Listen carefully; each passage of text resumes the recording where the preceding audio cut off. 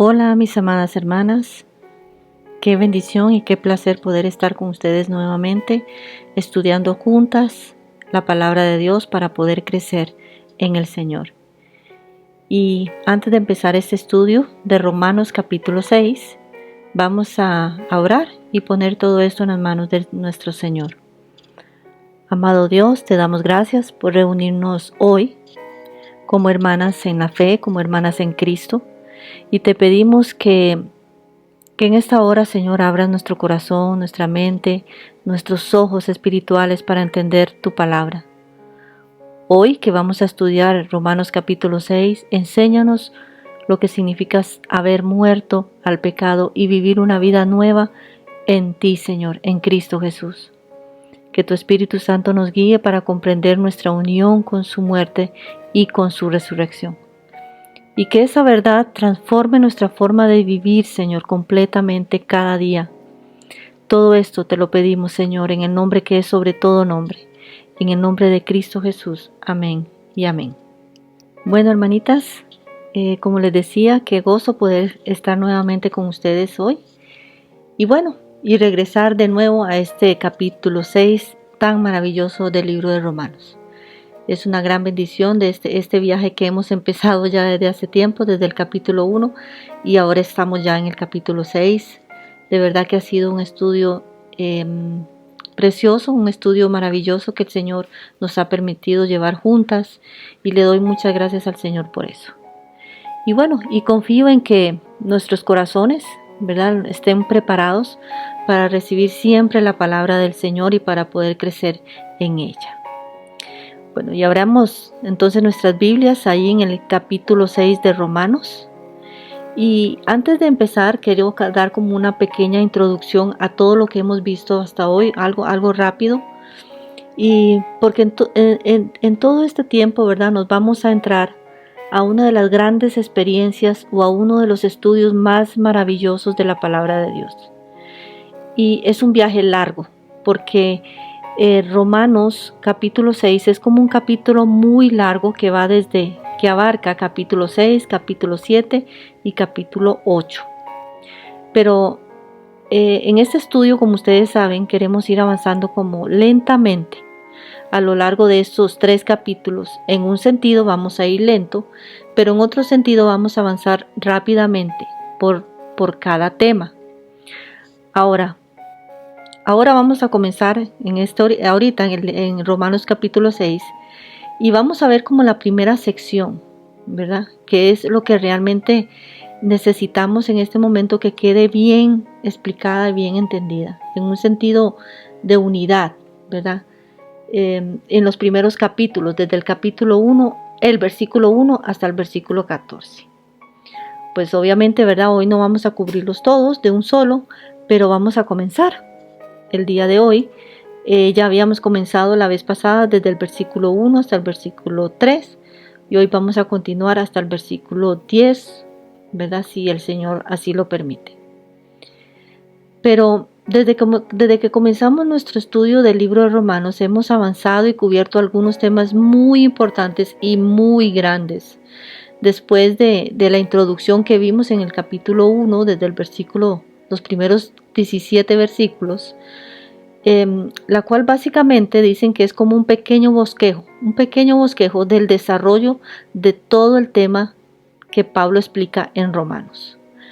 Pablo entró en una gran afirmación de que el hombre es pecador, hasta su médula no hay un solo justo, ni siquiera uno, como lo vimos en el capítulo 1, hasta el capítulo 3, versículo 20.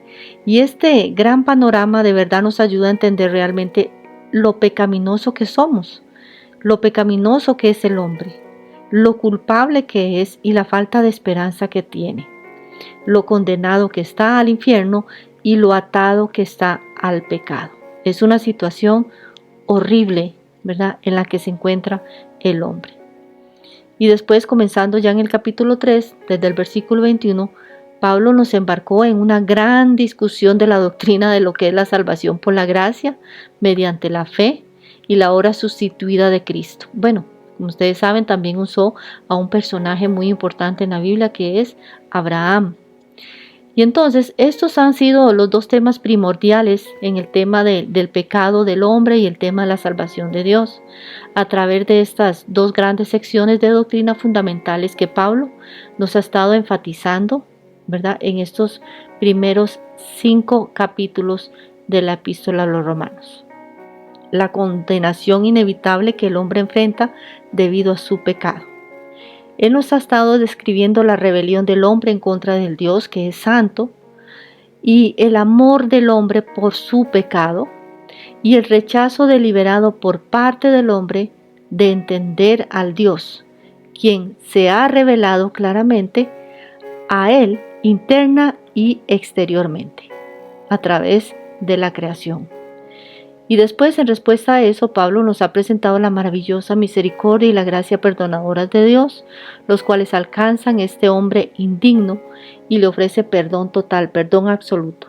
Perdón total mediante la obra perfecta y terminada de Jesucristo, y la obra de Jesucristo con respecto al hombre, que es tan completa y tan detallada y tan perfecta y tan llena de misericordia y llena de gracia, tan amplia, tan grande y tan magnífica, que puede ser mejor resumida en el capítulo 5. Pero dice ahí en el versículo del 20 a 21 del capítulo 5, pero la ley se introdujo para que el pecado abundase, mas cuando el pecado abundó, sobreabundó la gracia, para que así como el pecado reinó para muerte, así también la gracia reine por la justicia para vida eterna mediante Jesucristo, Señor nuestro. Ahora, la magnitud de la gracia de Dios es mostrada ya en el versículo 20 del capítulo 5, en que entre mayor fue el pecado, mayor fue la gracia para cubrir nuestro pecado. Y así es como Pablo resume realmente los primeros 5 capítulos. El pecado del hombre es grande e infinitamente mayor y más grande es la gracia con la que Dios nos perdona. Ahora, en este momento, en este punto que hemos llegado de nuevo a ver el pensamiento de Pablo, hemos hablado entonces del pecado del hombre, hemos hablado de la salvación de Dios, y ahora en este capítulo 6 vamos a entrar a un tema muy importante en la epístola a los Romanos, que tiene que ver con la santidad del creyente. Ahora que nosotros hemos sido sacados del pecado y llevados a la salvación, ¿cuál es el resultado inevitable de esto? ¿Cómo debemos de vivir ahora que nuestra vida es una vida nueva en Cristo Jesús? Ya no pertenecemos al pecado, ya el viejo hombre fue crucificado y muerto. Entonces, ¿cómo se supone que debemos de vivir ahora nuestra nueva vida en Cristo? Y eso es precisamente lo que vamos a ver en los capítulos 6, 7 y 8 de esta preciosa carta a los Romanos. Y como siempre, amadas hermanas, quiero leer la Biblia. Vamos a abrir la Biblia en Romanos capítulo 6, pero no vamos a leerlo todo, vamos a leer hasta el versículo 10, ¿verdad? Que es prácticamente hasta donde vamos a estudiar el día de hoy. Ya estudiamos los primeros versículos, pero hoy vamos a seguir estudiando hasta el 10.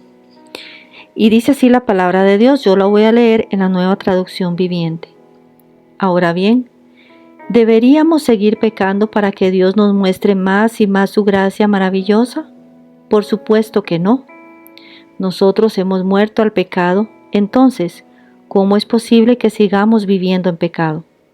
¿O acaso olvidaron que cuando fuimos unidos a Cristo Jesús en el bautismo, nos unimos a Él en su muerte? Pues hemos muerto y fuimos sepultados con Cristo mediante el bautismo, tal como Cristo fue levantado de los muertos por el poder glorioso del Padre. Ahora nosotros también podemos vivir una vida nueva. Dado que fuimos unidos a Él en su muerte, también seremos resucitados como Él. Sabemos que nuestro antiguo ser pecaminoso fue crucificado con Cristo para que el pecado perdiera su poder en nuestra vida. Ya no somos esclavos del pecado, pues cuando morimos con Cristo fuimos liberados del poder del pecado. Y dado que morimos con Cristo, sabemos que también viviremos con Él. Estamos seguros de eso, porque Cristo fue levantado de los muertos y nunca más volverá a morir. La muerte ya no tiene ningún poder sobre Él. cuando Él murió, murió una sola vez a fin de quebrar el poder del pecado, pero ahora que Él vive, vive para la gloria de Dios. Gloria a Dios y amén por su palabra. Bueno, como vemos aquí, la premisa que podemos ver en estos primeros versículos del capítulo 6 de Romanos es: porque hemos muerto al pecado. Dice Pablo, si hemos muerto al pecado, ¿cómo viviremos aún en él? Nosotros ya no tenemos nada que ver con el pecado, dice otra versión. Así que ya no tenemos nada que ver con el pecado. ¿Por qué? Porque hemos muerto al pecado. El verbo morir está en aoristo indicativo. ¿Qué quiere decir esto? Esto indica una acción puntual realizada en el pasado, con efectos permanentes. Algo que sucedió en el pasado, pero que hasta el día de hoy siguen sus efectos permanentes. No es que estemos muriendo. No es un proceso de ir muriendo, sino que es una realidad absoluta y legal que ocurrió en el momento de la conversión. ¿Qué ocurrió? Morimos al pecado. Es contradictorio vivir en un reino de pecado en el cual hemos sido sacados legalmente por medio de la muerte, y ahora vivir en el reino de la luz y de vida. No, la muerte y la vida son totalmente incompatibles, como vimos en el estudio anterior. No se puede estar vivo y muerto al mismo tiempo. Pablo dice que nosotros ya hemos muerto totalmente al pecado a través de la muerte de Jesucristo, con la unión con Cristo, dice en el versículo 3. Aquí Pablo apela al conocimiento teológico básico de los creyentes para explicarnos cómo fue que ocurrió esta muerte. ¿Cómo fue que ocurrió esta muerte? Mediante, dice, el bautismo. Ustedes bien saben, dice Pablo ahí, ustedes bien saben. O sea, Pablo da por sentado de que todos los creyentes ya sabemos esto, que por medio del bautismo nos hemos unido a Cristo en su muerte. Aunque se refiere al rito externo, el énfasis principal aquí es el bautismo del Espíritu Santo, como lo podemos ver en 1 Corintios 12, 13. Este bautismo ocurre en el momento de la conversión. Toda persona que recibe al Señor Jesús como Señor y Salvador, en ese mismo instante recibe el bautismo del Espíritu Santo, y ese bautismo lo hace en una unión vital y espiritual con Cristo Jesús. El creyente es unido a Cristo en el momento en el que cree. Dice Pablo ahí, bautizados en Cristo. En es la palabra central ahí. En, ¿qué significa en Cristo? Dentro o hacia dentro de. Denota una unión y una identidad. Hemos sido sumergidos en Cristo. Ahora tenemos una vida en Cristo. Y nos identificamos con su muerte. Ser bautizados en su muerte significa que en el tribunal de Dios, cuando Cristo murió, nosotros también en Él morimos. O sea, que la pena del pecado, o sea, la muerte, ya ha sido satisfecha porque ya morimos. La unión con Cristo. Esto se lleva a cabo mediante la unión con Cristo. Y esta es la columna vertebral de toda la santificación del creyente. No intentamos morir al pecado por esfuerzo propio. Debemos reconocer y entender cada uno de nosotros, cada creyente, que ya morimos, ya hemos muerto en Cristo Jesús al pecado. Ahora, es como un cambio de señorío. El capítulo 6 establece que el pecado ya no tiene jurisdicción sobre el creyente. Al igual que un esclavo que muere, queda libre de su amo. Nuestra unión con la muerte de Cristo rompe el vínculo legal con ese tirano rey que es el pecado. Y en esa muerte nos une con la gracia de Dios. La santificación no es opcional. Entonces es la consecuencia inevitable de una unión real con Jesucristo. Dice ahí, si la gracia sobreabunda donde hay pecado, alguien podría también pensar que pecar es ayudar a Dios a mostrar su gracia. El pecado y la gracia son naturalmente separadas. Un creyente que ama al pecado es una contradicción de términos. La salvación no es solo un perdón de pecados, sino que también es una transformación totalmente de la naturaleza. Cuando morimos al pecado, resucitamos a una vida nueva, totalmente transformada. Y es aquí donde aparece el concepto de la muerte. Dice, hemos muerto al pecado. No significa que ahora no vamos a ser tentados o insensibles a la tentación, sino que hemos muerto. ¿A qué? A la dictadura y a la sentencia del pecado. Al igual que un criminal que muere en prisión ya no puede ser procesado por la ley, el creyente unido a Cristo ha muerto a la jurisdicción legal del pecado. Estamos tan unidos a Cristo que su historia se convierte en nuestra historia. Estamos tan unidos a Cristo que su muerte se vuelve nuestra muerte. Su sepultura fue nuestra sepultura y su resurrección es nuestra garantía de que ahora tenemos una vida nueva. El viejo hombre versus el cuerpo del pecado. Vemos ahí en el versículo 6. ¿Qué es el viejo hombre? El viejo hombre no es una naturaleza que sigue viva luchando con la nueva, como dicen algunos. El viejo hombre es quien solíamos ser en Adán. Dice el apóstol Pablo que ese viejo hombre murió. Fue crucificado con Cristo Jesús, está muerto, tiempo pasado, murió. Y no es como enseñan ahora muchas personas, que es como que el viejo hombre lucha por a veces salir, o dicen es que se me salió el viejo hombre. Es imposible que eso pase porque el viejo hombre ya murió, está muerto en Cristo Jesús y sepultado. Dice Pablo después, tiempo pasado, ya murió. No es una lucha interna con el viejo hombre que tenemos en nuestro interior. Es una lucha con el pecado. Pero no es una lucha con el viejo hombre, porque ese ya murió. Y no es como enseñan algunos también, de que es un perro blanco y un perro negro. Entonces que al que alimente más es el que va a gobernar nuestra vida. Si el viejo hombre o la nueva o el nuevo, no. Tenemos que entender esta realidad en la vida del creyente. El viejo hombre por el cual yo era antes, en Adán, está muerto. Tiempo pasado.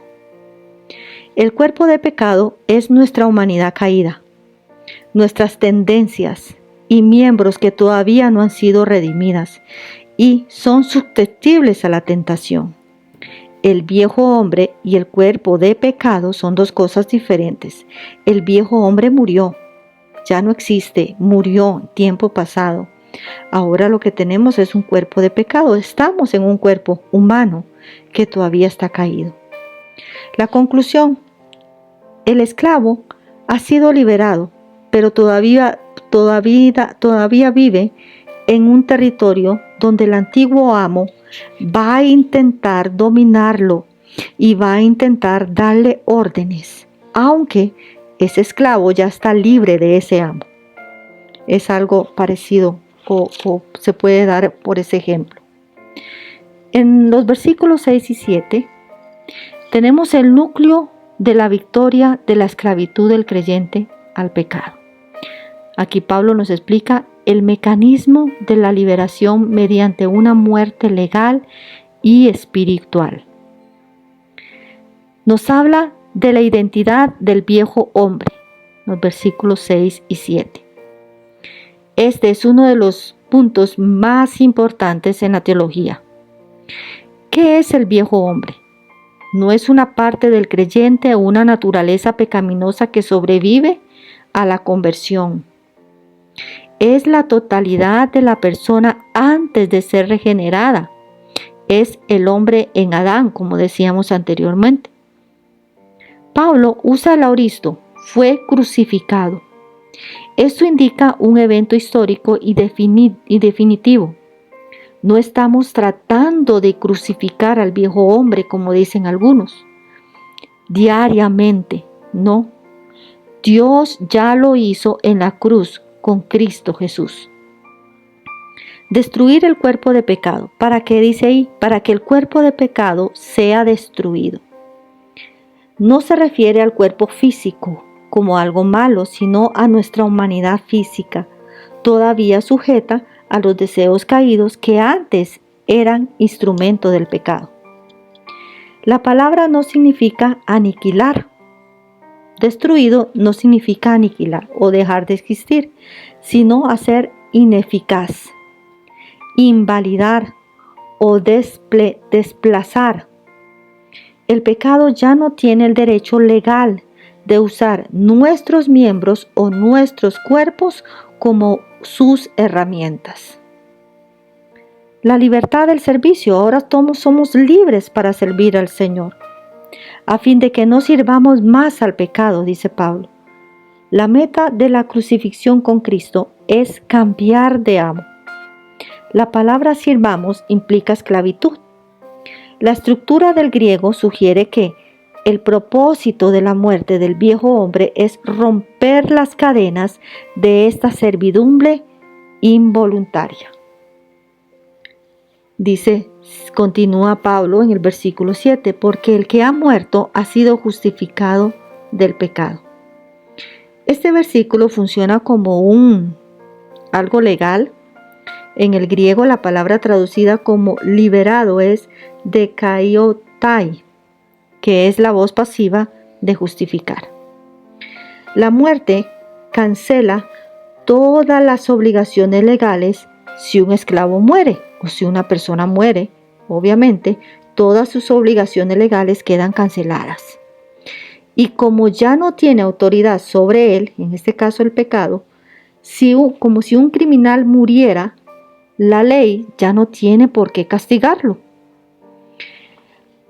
Debido a que morimos posicionalmente en Cristo, la sentencia de muerte que el pecado exigía ya ha sido pagada, ya ha sido ejecutada.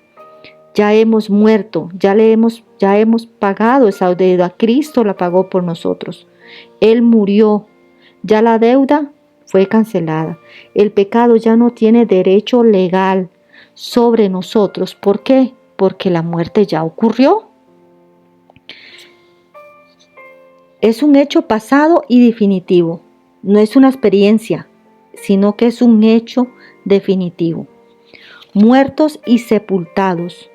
El creyente ahora es una nueva criatura en Cristo Jesús, una nueva naturaleza, una nueva criatura. Por eso Pablo no concibe que una persona que tiene una nueva naturaleza todavía permanezca en los pecados que él cometía anteriormente con el viejo hombre. Porque el viejo hombre se supone que ya está muerto y ese pecado no tiene por qué seguir influyendo en nosotros. Nuestra muerte con Cristo nos hace legalmente libres de la jurisdicción del pecado. Miremos ahora los versículos del 8 al 10. Dice así: y si morimos con Cristo, creemos que también viviremos con Él, sabiendo que Cristo, habiendo resucitado de los muertos, ya no muere. La muerte no se enseñoreará más de Él, porque en cuanto murió al pecado, murió una vez por todas, mas cuanto vive, para Dios vive. La muerte de Cristo al pecado una vez y para siempre no solo trajo la muerte del pecado, sino también la muerte de la muerte, valga la redundancia. para todos aquellos que por fe han muerto con Él. Viviremos. El apóstol deja bien claro que en el versículo 10 que en relación con Cristo, Él no está hablando meramente de existir en la presencia de Dios, sino de vivir para Dios. Esto es, llevar una vida plenamente coherente con la santidad de Dios. Pablo sigue diciendo, sabiendo que Cristo, habiendo resucitado de los muertos, ya no muere, la muerte no se enseñoreará más de él. El punto es que debido a que nosotros hemos muerto y siendo resucitados con Cristo, nosotros, al igual que Él, tampoco moriremos. El pecado que nos había sujetado a la muerte ya no se puede enseñorear de nosotros, así como no se enseñorea más de Él. Es que, en cuanto murió, al pecado murió, una vez por todas. Mas, en cuanto vive, para Dios vive, dice el apóstol Pablo. Debido a que la muerte es la paga del pecado, quebrantar el dominio del pecado equivale también a destruir el imperio de la muerte. Aquí hay dos verdades muy importantes. Una, que Cristo murió al pecado. Cristo tuvo una vida perfecta, sin pecado. Entonces, ¿qué significa que Cristo murió al pecado? La verdad es que es un misterio para nosotros, pero lo que debe de quedar claro es que en cualquier sentido que signifique que Cristo haya muerto al pecado, nosotros también hemos muerto al pecado. Parece ser que Pablo lo que quiere dar a entender en estos dos casos, al declarar que Cristo murió al pecado, es uno, que Él murió a la paga del pecado, al tomar sobre sí mismo nuestro lugar y llevar todos los pecados del mundo. Él satisfizo la demanda legal del pecado en favor de todos los seres humanos que confían en Él. Por su fe en Él, investidos de poder, los creyentes hemos muerto al pecado. Y en segundo lugar, Cristo murió al poder del pecado, rompiendo para siempre su poder sobre aquellos que pertenecen a Dios mediante su fe en su Hijo. Pablo aseguró esto a los creyentes de Corinto también, cuando les escribió: al que no conoció pecado, por nosotros lo hizo pecado, para que nosotros fuéramos hechos justicia de Dios en él. Está en 2 Corintios 5:21. El segundo punto más importante en este verso 10 es que Cristo al pecado murió una vez por todas. O sea, Él alcanzó una victoria que nunca será necesaria repetir. Y esa es una profunda verdad que el escritor de Hebreos recalca una y otra vez. Es una realidad para todos los creyentes también. Esa victoria sucedió una vez por todas y nunca más será necesario repetirla. Veamos ahí nuestro folleto, ahora sí, en la página 68. Y a la mitad de la página hay una pregunta que dice: ¿qué sucede con el creyente cuando es bautizado? Explique brevemente en sus propias palabras. Y viene la respuesta, que también es cada una lo que piense poner ahí. Pero dice así: el bautismo simboliza nuestra unión con Jesús. Al sumergirnos, nos unimos a su muerte y sepultura, y al salir del agua nos unimos a su resurrección. Es un acto de identidad donde lo que le pasó a Cristo nos pasa legal y espiritualmente a nosotras. El creyente es unido a Cristo en su muerte y también en su resurrección.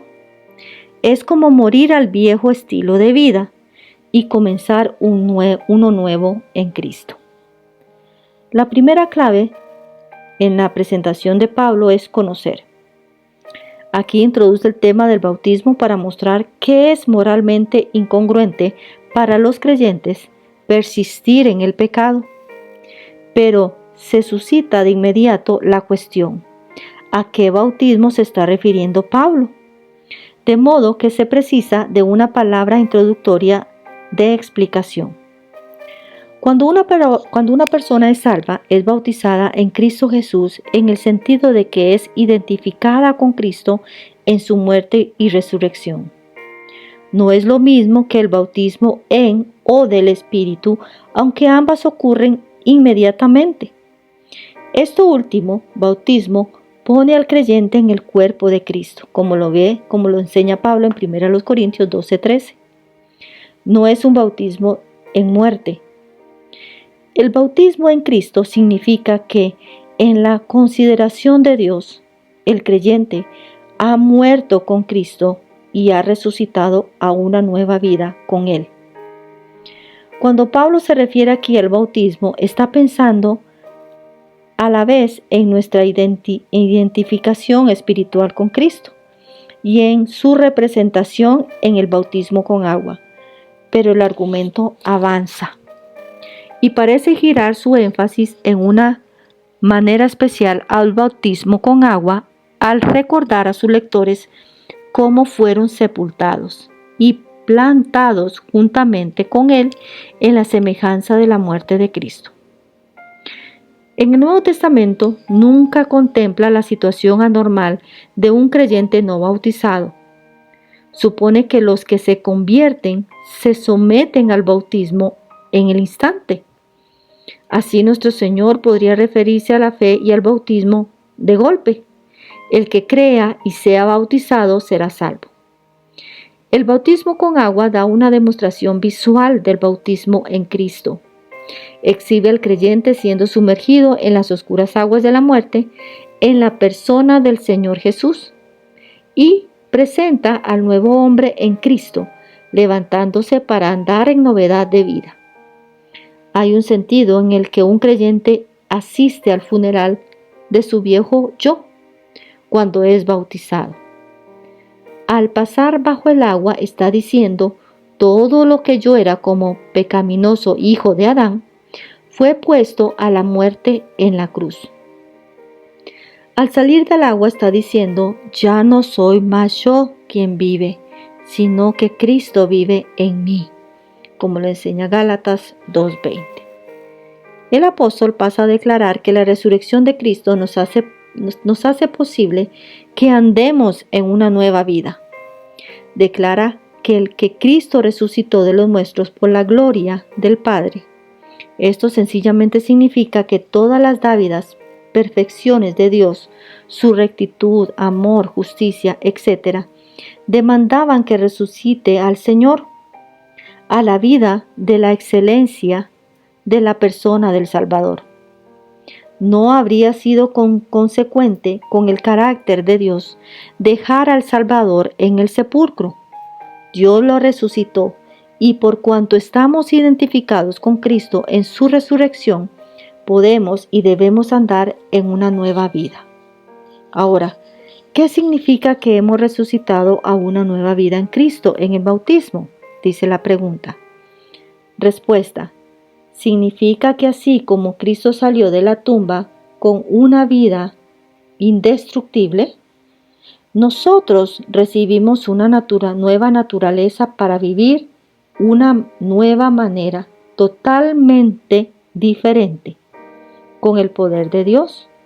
Ahora vivimos de una manera diferente, guiados por Dios y no guiados por el pecado. ¿Qué pasa con nuestro viejo hombre? Según el versículo 6. Nuestro viejo hombre fue muerto, fue crucificado juntamente con Cristo. ¿Qué pasó con el cuerpo de pecado? El cuerpo de pecado fue destruido o fue hecho ineficaz, anulado. ¿Con qué fin fue muerto el cuerpo de pecado? Para que ya nosotros no seamos esclavos del pecado. En el bautismo confesamos que nuestro viejo hombre fue crucificado juntamente con Cristo. Nuestro viejo hombre se refiere a todo lo que éramos como hijos de Adán. Nuestras viejas malvadas y malas personas, enojadas, airadas, con todos nuestros viejos hábitos y apetitos, etc. En la conversión nos quitamos el viejo hombre y nos revestimos del nuevo hombre, como si estuviéramos cambiando nuestros sucios harapos por una vestidura sin manchas, como lo enseña Colosenses 3, del 9 al 10. La crucifixión del viejo hombre en el Calvario significa que el cuerpo de pecado ha sido anulado. El cuerpo de pecado no hace referencia al cuerpo físico. Se refiere en realidad al pecado que mora en él y que es personificado como un tirano, gobernando a la persona. Este cuerpo de pecado queda reducido a la impotencia, es decir, anulado o hecho inoperante, como poder rector. La última cláusula nuestra que este es el significado, a fin de que no sirvamos más al pecado. La tiranía del pecado sobre nosotros ya queda totalmente quebrantada. ¿Qué pasa con el creyente que ha muerto con Cristo, según el versículo 7? Respuesta: ha sido liberado, justificado del pecado. El pecado ya no tiene derechos legales sobre un muerto. Este ha sido liberado del pecado, porque el que ha muerto ha sido justificado del pecado. Veamos como ejemplo el de un hombre sentenciado a morir por haber asesinado a un policía. En cuanto muere, queda justificado de aquel pecado. Se ha pagado la pena y en ese caso queda cerrado. Ahora hemos muerto con Cristo en la cruz del Calvario. No solo ha sido nuestra pena pagada, sino que ha quedado roto el dominio del pecado sobre nuestras vidas. Ya no somos más los impotentes cautivos del pecado. Si de verdad hemos muerto con Cristo, ¿qué debemos de creer también? Según el versículo 8, debemos creer también que viviremos con Él. Nuestra muerte con Cristo es una faceta de la verdad. La otra faceta es que también viviremos con Él. Hemos muerto al pecado, vivimos para la justicia. El dominio del pecado sobre nosotros ha sido quebrantado. Compartimos la vida de la resurrección de Cristo aquí y ahora, y la compartiremos por toda la eternidad. Alabado sea el nombre del Señor. Ahora vamos a rellenar los espacios. Vamos por la página 71, del versículo 9. Sabiendo que Cristo, habiendo resucitado de los muertos, ya no muere, la muerte no se enseñoreará más de él. Nuestra confianza está basada en el hecho de que el Cristo resucitado nunca volverá a morir. La muerte ya no se enseñoreará más de Cristo. La muerte se enseñoreó de él durante 3 días y noches, pero ese dominio se ha desvanecido para siempre. Cristo no puede jamás volver a morir. Veamos el siguiente pasaje, versículo 10 en la Nueva Traducción Viviente. Cuando Él murió, murió una sola vez, a fin de quebrar el poder del pecado, pero ahora que Él vive, vive para la gloria de Dios. ¿Qué sucedió entonces en la muerte de Cristo una vez y para siempre? Respuesta: Él murió al pecado de una vez por todas. Su sacrificio fue definitivo y no necesita repetirse. Igual nosotros morimos al pecado una vez y para siempre. Pregunta: ¿para qué vive Cristo? Respuesta: Cristo vive para Dios. Por esta razón, ¿cómo debo vivir entonces? Debo considerarme muerto al pecado, pero vivo para Dios en Cristo Jesús. Debo vivir para Dios apartado del pecado. Cuando el Señor Jesús murió al pecado, murió a su paga, a sus demandas, a su pena. Acabó la obra, ajustó la cuenta de forma tan perfecta que nunca tiene que ser repetida. Ahora que vive para Dios, vive. En un sentido, naturalmente siempre vivió para Dios, pero ahora vive para Dios en una nueva relación, como el resucitado, en una nueva esfera en la que nunca puede entrar el pecado. La comprensión de la idea de morir con Cristo es crucial para la interpretación adecuada de estos pasajes. Sin embargo, no es tan fácil seguir el pensamiento, ya que el apóstol usa el concepto de distintas maneras. En el estudio de Garfield ha indicado 4 sentidos en que dan el pasaje la idea de morir con Cristo. Los 4 sentidos se refieren a 4 momentos diferentes en la obra redentora de Dios. Número 1. La muerte de Cristo tiene un sentido jurídico. Los creyentes murieron al pecado a los ojos de Dios cuando Cristo murió por ellos en la cruz. Dios, por decisión propia, asumió sus pecados en la persona de su Hijo. Ellos murieron al pecado en la muerte de Cristo y fueron resucitados a la nueva vida por su resurrección. Segundo lugar, hay un sentido bautismal o experimental. Los creyentes mueren con Cristo cuando por decisión propia es un acto de fe en Jesús. Confirman la decisión de Dios a su favor. La decisión de considerar la muerte de Cristo por los pecados como la muerte del pecador y la resurrección de Cristo como la resurrección de nueva vida del pecador. El bautismo en agua es el símbolo y el sello de la experiencia espiritual. En tercer lugar, hay un sentido moral o efectivo. Los creyentes mueren con Cristo cada día al dejar que el Espíritu realice la muerte de las prácticas pecaminosas de la vida vieja. Hay un sentido escatológico. Los creyentes morirán al pecado finalmente al pasar de esta vida y serán resucitados al volver Cristo. Antes de proseguir, revisaremos los primeros 10 versículos. El tema general de la santificación, el método de Dios para una vida santa, en cuanto a nuestra posición delante de Dios, se nos ve como habiendo muerto con Cristo y habiendo resucitado con Él. Esto muestra en el bautismo. Nuestra muerte con Cristo acaba nuestra historia como hombres y mujeres en Adán. La sentencia de Dios sobre nuestro viejo hombre no fue reformarlo, sino matarlo. Y esta sentencia fue aplicada al morir nosotros con Cristo.